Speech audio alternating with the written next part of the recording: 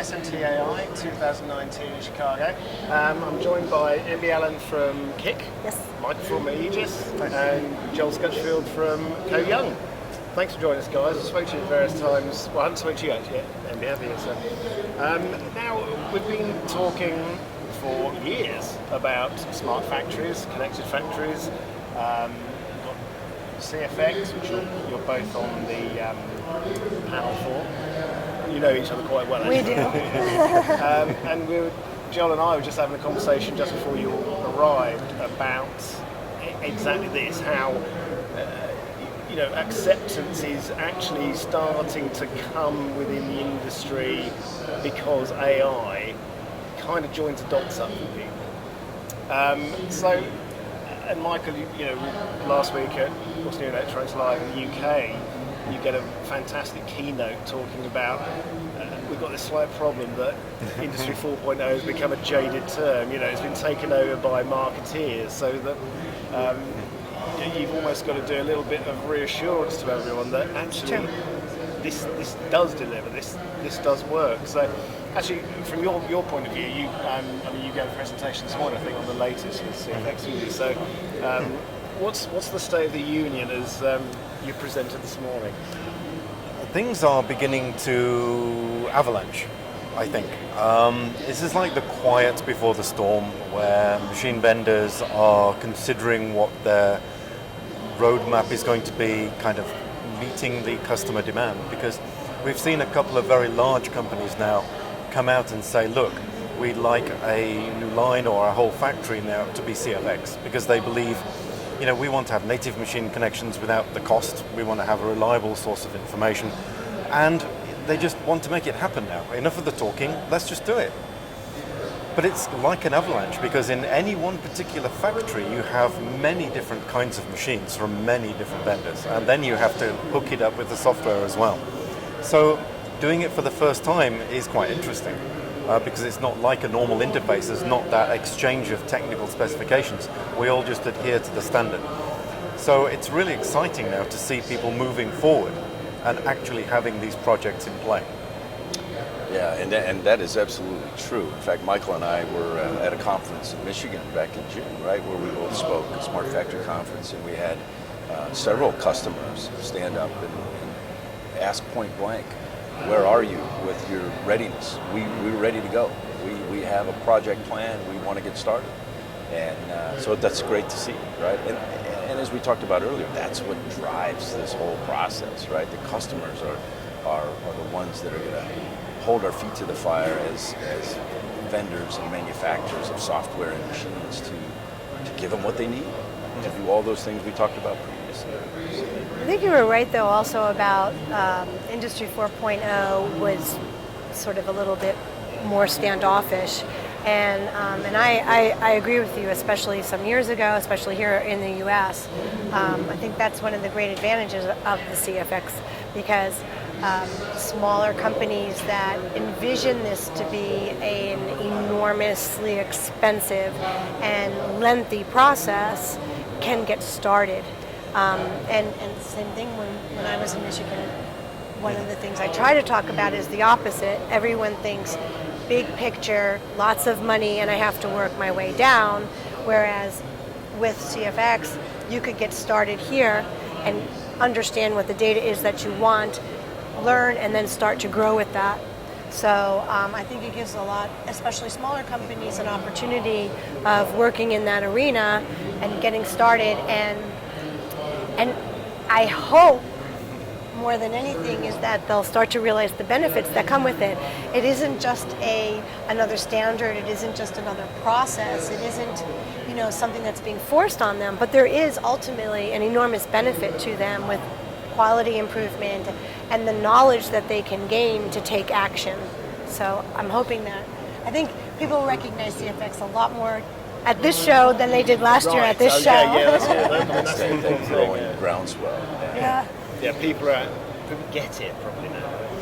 Yeah, because it's no surprise, I guess, that the two machine vendor, I class you as a machine vendor. I mean, you're both adding and creating a huge amount of data, which is the essence of Industry 4.0. However, in many companies, that stays in isolation. It stays on your respective machines. Right. And it's unbelievable how much value there is there once you get that data out. And so CFX is the mechanism for, as you said, the smallest companies, just the mom and pop shops who have a developer in the family even, can take the CFX data from both of these machines and start to create something of value, visibility. And even the largest companies who want to have a look across their hundreds of sites around the world, it's one solution to fit all. And that's the great thing about it. It brings out the value and enables it for everyone.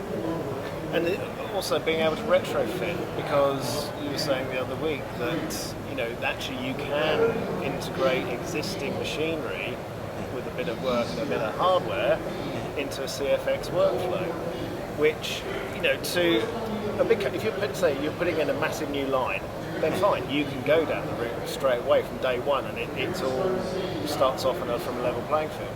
But for people who that investment, they can't do that kind of investment. To be able to integrate some of the machines they already have in that is a huge plus, isn't it? Yeah. Absolutely. Yeah, we've seen Heller, they've come out and said that every machine that they've basically ever made will become CFX compatible natively. For others, there will be a small little bit of hardware, like Seika are making a little thing called Shoebox in Italy. And there will be others, many others, who will be able to do this. So that existing equipment, you can get the full value from within a digital factory. And that includes people as well. I mean, I'm not saying a little box on people's heads, Absolutely. but, being able to give them augmented reality and include them in the digital flow as well. CFX goes around all of these things. I mean, we were talking, Joel, just before about this, that it has to come from the top down as well. The businesses have to get it. They have to understand that, the amount of data and the kind of data they get might mean they have to take a long, hard look at some of the preconceptions they had about their, the efficiencies in their business, and the efficiencies may not be in the areas they expected. So it's kind of a black and white look at where somewhere is. But do you feel now that because people get it, they will get on board with that? I had an interesting conversation with a customer of ours yesterday, and they recently implemented SPI, and they were one of those that thought for many years that they really didn't need it, right? I'm building good product, I'm not having field That's returns, I'm okay. With the implementation of the tool, and more importantly, the data that it's providing to them, they've basically been able to confirm the performance of their screen printer, which is an older machine, to the point where they now have confidence that they don't have to go out and replace that machine as soon as they thought they were going to have to replace it, right? So again, the data is providing the information to provide the confidence to now basically redirect how they spend their money, how they allocate the budget. So I think that's a piece that's another byproduct. Now, the printer manufacturers might not like to hear that, right? but that is, again, this is what data is doing for us. It's making the customer overall more efficient, reducing their costs, reducing their need in some cases to spend money where maybe they otherwise thought they really had to. It's knowledge that they would have had to dig for, and maybe didn't even know. Yeah. Now it's awareness for them, and in reality, they're saving money because now they have the knowledge. They're able to make that a piece of equipment more efficient, right? And now they're not spending the money on a new one as quickly as they have to. And you're right, it may make the manufacturer unhappy, but I mean, even for our systems, when you have the knowledge of what's being produced through a reflow oven, you have the ability to make sure that you are able to improve your quality, and it gives you more longevity with the oven as well, right? Because now I can make the best use of it. I don't have to necessarily invest in something newer. And again, being as CFX is retrofittable, it makes the best of all worlds for people. And I think that beneficial aspect of it is what still hasn't been put forward enough. Yes. Right? What's the benefit to me? What's the financial benefit of me spending the time to implement it? Yeah, it's kind of difficult because CFX itself is a mechanism that provides the opportunity to make a benefit. It doesn't provide benefit in itself. Right. And you could have a digital factory without CFX. It would cost you an arm and a leg, Right, and it would take exactly. years to create. Exactly. But you could do it. So what CFX does is reduce that time, reduce that cost, increase the opportunity. And even for your screen printer, you're looking at how good is this old machine working. I'm going to use the SPI to give me that feedback. Sure. Now, maybe there's something which is not quite right. Is that the machine's issue, or is it the paste, or is it any one of a dozen Anything in the other process. things? That's right. So it's very nice to understand where the real root cause of potential quality issues, or let's say opportunities to improve the processes, where they lie. And it's very easy to do that. And it's almost like we've had this for the whole time, but it's been hidden inside the processes. Yeah. And suddenly by this connection. So there is the value of the connection, the ability to do this. And every time we speak, we come up with more ideas. It's just incredible. The data's there. You just got to get to that actionable piece, right? And as we talked about earlier, AI is going to do a lot of that going forward in the background. But until that time, if we can get to that data more quickly just through the use of the interconnectivity that CFX is providing, even in a manual context, we're still making significant improvements above and beyond what we otherwise would have been able to accomplish. Right? Sure. I mean, I'm intrigued to know, has CFX developed the way you thought it would develop? That's an interesting question. I think it's actually much better than I thought. There's a piece of CFX that was developed with the team that is basically a guidebook and makes it so easy for people to get involved in it, to be able to look, and it's English, it's not some special code. I mean, of course, the person has to have some knowledge of code, but the fact that was developed was a huge leap into making it acceptable for companies to join. You've heard me say this many times, but I mean, the praise really needs to be there for the people that were involved in that part of the project. It was truly a game changer. Right. Yeah, I would completely agree with that, because I think technically it's not been as much of a challenge as you would think. Right. Because we haven't had disagreements about what we call things and how we name things. People have been willing to work together, and that for me was the thing that was the most surprising. I had high expectation on the technology. I took that as a given. But people working together, contributing, competitors in the same room, talking to each other on how to communicate. 5 years ago, impossible. 2 years ago, really, we're going to do this? Now we do it every day. It's really helping the industry. It's helping the customers of each of our respective products. And that is taking the whole thing forward. I mean, it wasn't easy to get to that point, though, was it? It sounds like a natural progression, but I mean, from an equipment manufacturer point of view, it's a bit of a leap, isn't it? To actually, okay, I'm going to sit down with competitors and see how we can collaborate. You consider the fact that I think many of us have seen this coming to some capacity, right? To some degree. So obviously, planning's taking place internally to kind of set a course for each of our own paths, right? Now we're asking all these companies that have set their course, maybe not in the same direction, to collectively come together and come up with a course that benefits everyone.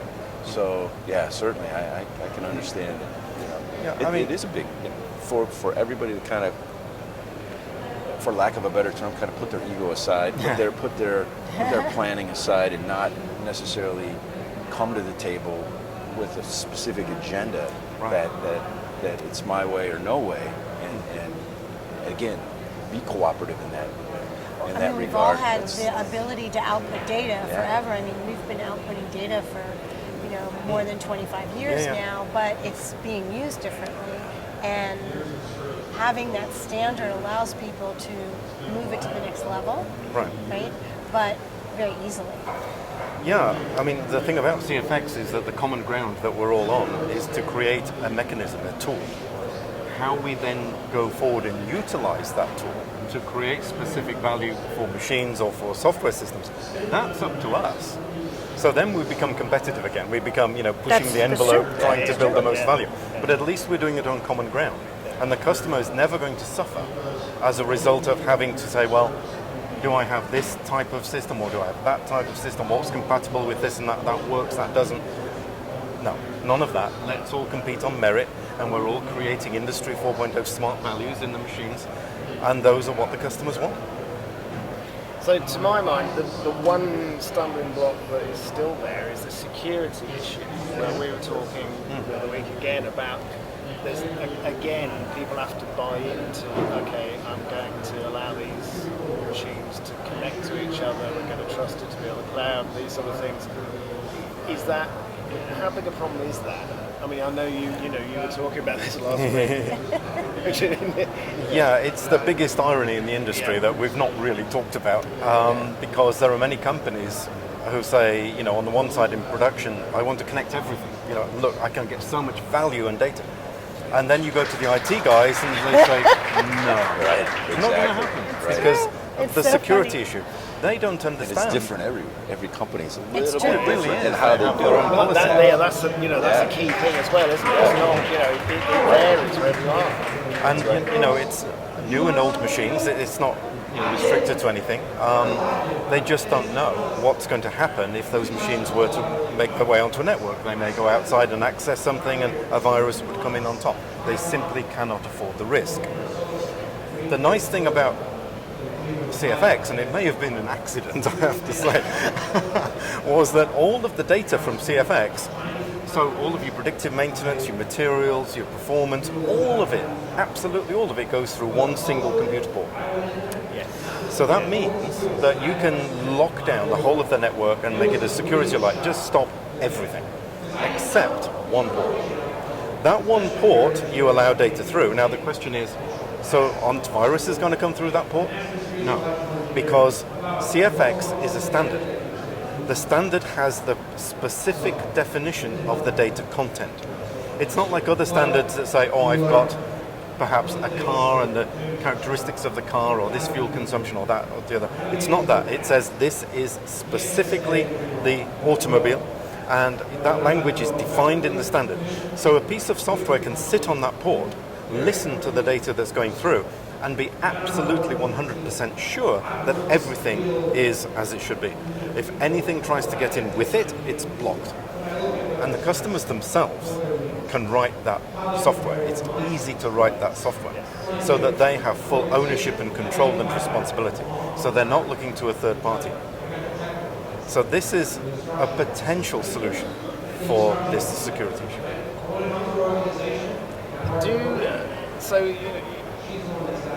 You can allay those fears, and it's a really solid way of allaying those fears. It's not trust us kind of thing. Yeah. It's, no, these are the facts.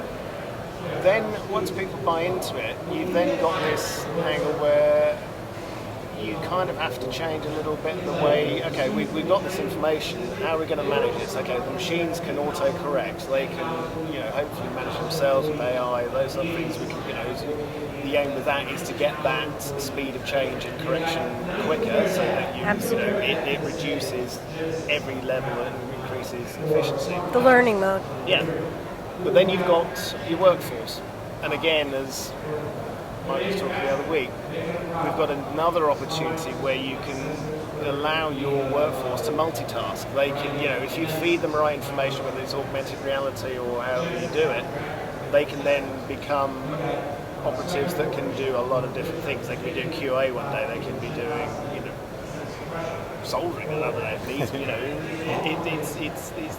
ability is there. Is that one of the next challenges of getting businesses to get their heads around that?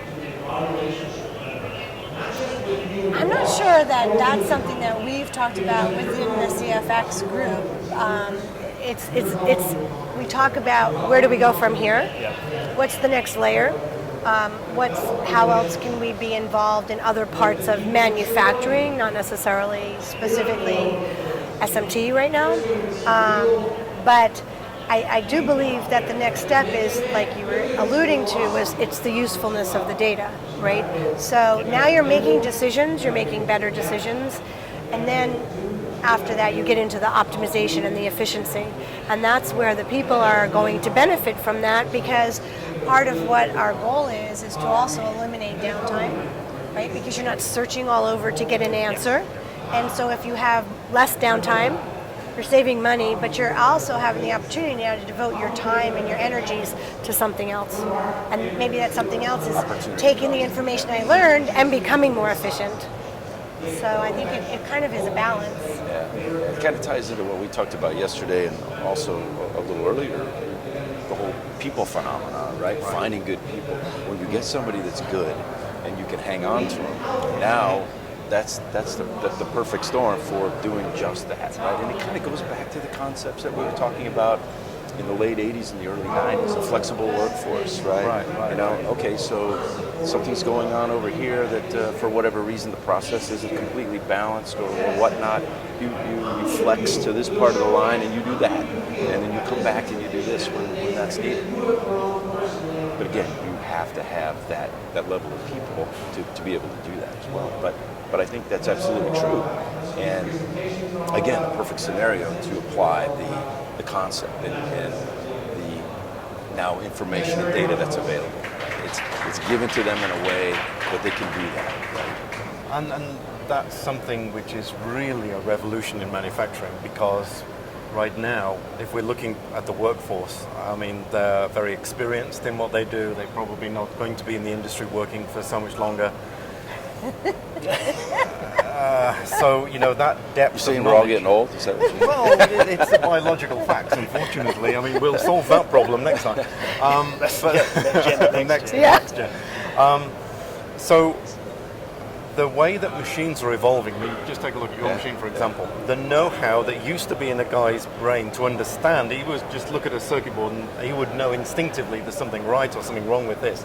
Those kind of people take years and years and years of encouragement and experience. Now the software just does it, because that know-how is inside the machine. There is know-how inside your software. There is know-how inside our software. So the requirement for people coming into the industry is a little changed. I mean, you still need your experts, as do we, but in the grand scheme of manufacturing, you now have a role of a human, which is far more less deep dive and more kind of flexible. So as you said, you can ask them to do different things based on a general skill level. So they could be doing maintenance on the machine. They can be doing, you know, all the quality checks, assembly, the whole thing. But now we have freed them from this burden of having to be specialists in these areas. And so this is where the know-how within the machine is very, very important. And how the connection of those people to all of the machines is very important. One of the things I always try to talk about is you have a person or an expert in the factory, and maybe there was a problem one day, and that person did their due diligence to uncover what the problem was, and is now on vacation, and that problem arises again. And that means that the person who's there today has to go through the same process once again to determine what the problem was and fix it. If all of that is documented, right, now there's a huge time savings again, because if that person is not there, someone can have at their fingertips the knowledge of what transpired, what was done to fix it, and move on quickly. So you become less dependent on some of us older folks that have it all back here, right? Yeah. So you had a meeting this morning with CFX group, didn't you? Any nuggets of information that you can share with us? We have a new version of CFX about to hit the streets, 1.1. This is currently out for industry review. So the hundreds of companies within the committee are looking at the additions that we've made. So we're inclusive now of more detail, of more machines, and this is a plan that we intend to continue with.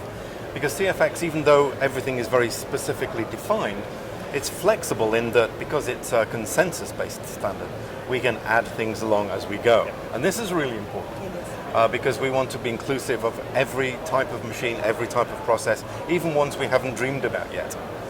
And it doesn't have to be a machine. It could be a manual process. Yeah. And we're looking at additive manufacturing, for example, fabrication of PCB, So many different areas, robotics, etc., that haven't yet made it into the standard, but they should be included as well. So we have 1.1 for industry review. That should be out by the end of the year. Already now we've got a shopping list of 1.2, and that for every 6 months basically we bring that out. So it's just continuing to go. And we'll have a line again at Productronica. Ah, right, yes. In conjunction with hers. And we'll be doing some demonstrations there, and people could get more information, actually see what's going on, and then, I think, that when you did the one at What's Going Electronics live, we had a short CFX line there. It makes so much sense when you see it running, doesn't it? Yes. And are you finding there's more access? Say that is, but generally you don't have to sell the whole concept now. It's you can sell, as you said, there's different levels. You kind of have to start with the big picture, but then you have to break it down into manageable bites. Yeah, solving the pain point of the day. Exactly. And that's what we're going to ask people who come to the show. I think it was your idea.